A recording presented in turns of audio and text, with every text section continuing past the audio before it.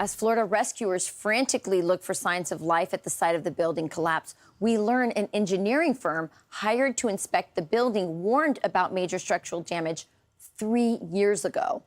In a statement, that engineer firm claims, among other things, our report detailed significant cracks and breaks in the concrete, which required repairs to ensure the safety of the residents and the public. Our next guest wrote the 40-year building recertification process for Miami-Dade County and has been retained to investigate this collapse.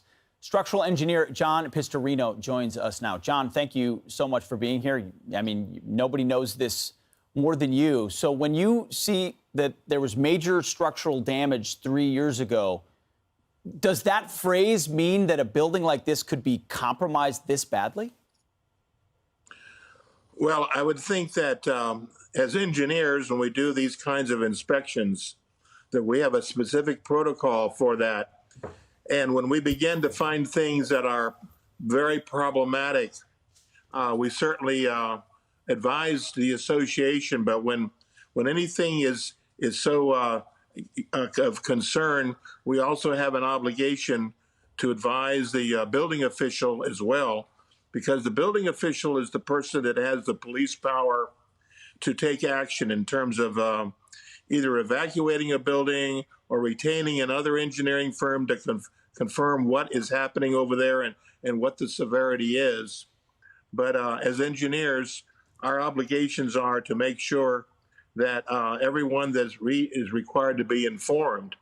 So I don't know about this particular, what the report says or anything like that, but that is the protocol of engineers. We have a specific way of evaluating a concrete structure. I wrote the 40-year program back in 1974 because we did have a building collapse then, a concrete building, and a number of people were killed then. And so the idea, though, is that owners of buildings don't wait for 40 years before they start looking around. The buildings are supposed to be maintained and taken care of all the time.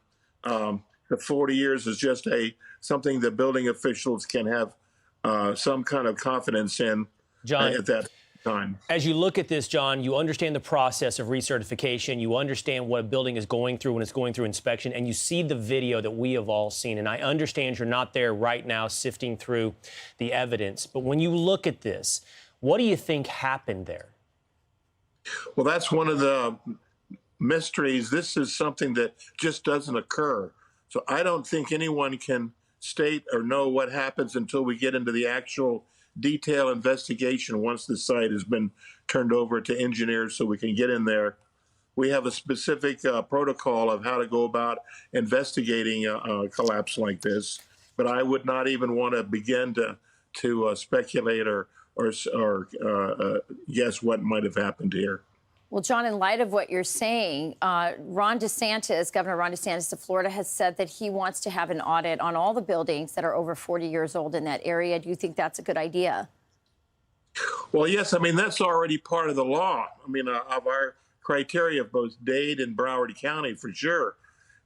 Building officials send out notices right away when buildings get to 40 years old. Then they are already in the audit line, so to speak. I'm aware of some building departments that even the past few months have sent out. John? Yes. Sorry. Unfortunately, we have to leave it right there, but you've got a big job ahead, and we wish you the best. Hope we get to the bottom of it. John, thank you so much. More Fox and Friends on the other side.